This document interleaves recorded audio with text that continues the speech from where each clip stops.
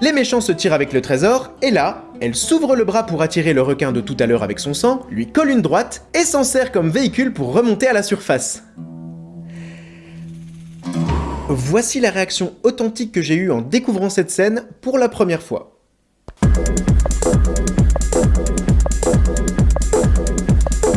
Oula, alors non, c'est pas ça. C'est ça. C'est vraiment ridicule. Une fois à la surface, Lara active une balise GPS et son majordome et le geek du premier opus viennent rapidement la récupérer en sous-marin. Et heureusement d'ailleurs, parce que sinon je pense qu'elle se serait suicidée à cause du bip bip que fait cette balise de merde.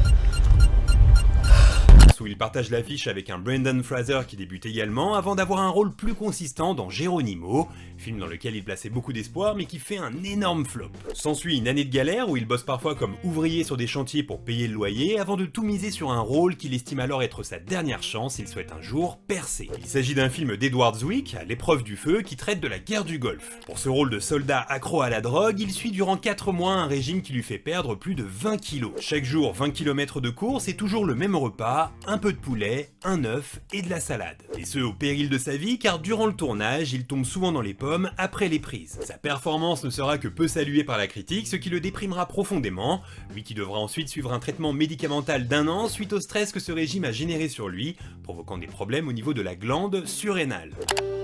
Quant aux différents homes, si certains ont bien existé, ceux qui ont été créés pour le jeu présentent une stylisation fascinante, à la fois surréaliste et bizarrement tangible. Et même dans ces fantaisies, on sent encore le travail de recherche historique effectué par les équipes. La preuve se trouve dans le set d'armure de Domol de Zena, dont l'étrange home est une quasi-réplique du masque cornu d'Henri VIII, qu'il portait lors des cérémonies.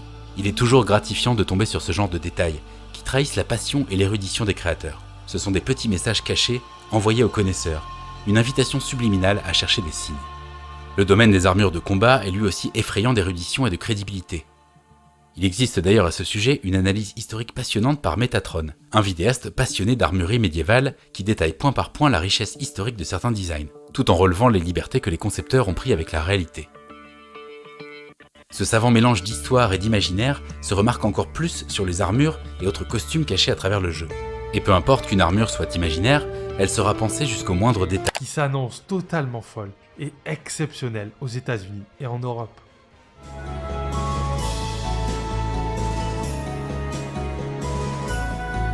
À la veille de la sortie de la PlayStation 2, et pour essayer de faire de l'ombre à Sony, Nintendo envoie plein d'informations sur la GameCube et la Game Boy Advance. Microsoft fait pareil et donne enfin des infos sur sa prochaine console en annonçant que 156 studios de développement vont supporter la console. Mais c'est peine perdue, ça ne sert à rien. Tout le monde ne veut que la PlayStation 2.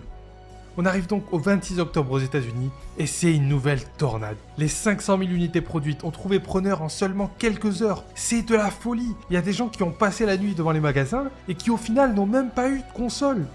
Et puis elle arrive en Europe et en France et c'est la même chose. Les images se passent de commentaires. Regardez ça.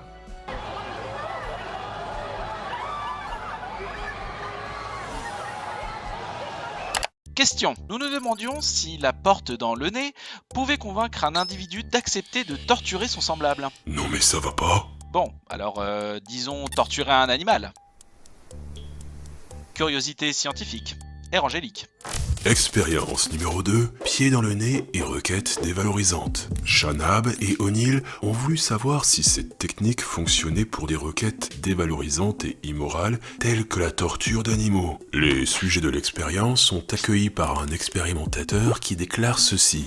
Bonjour, entrez et prenez place. Mon nom est Gull et je travaille sur un projet de recherche élaboré pour le docteur Shanab qui étudie les effets de la punition sur l'apprentissage. Dans la condition contrôle, l'expérimentateur pose directement la requête finale. Je cherche des volontaires pour une étude qui nécessiterait 2 heures de votre temps. Votre rôle consisterait à punir des rats en leur infligeant un léger choc électrique s'ils font un choix incorrect.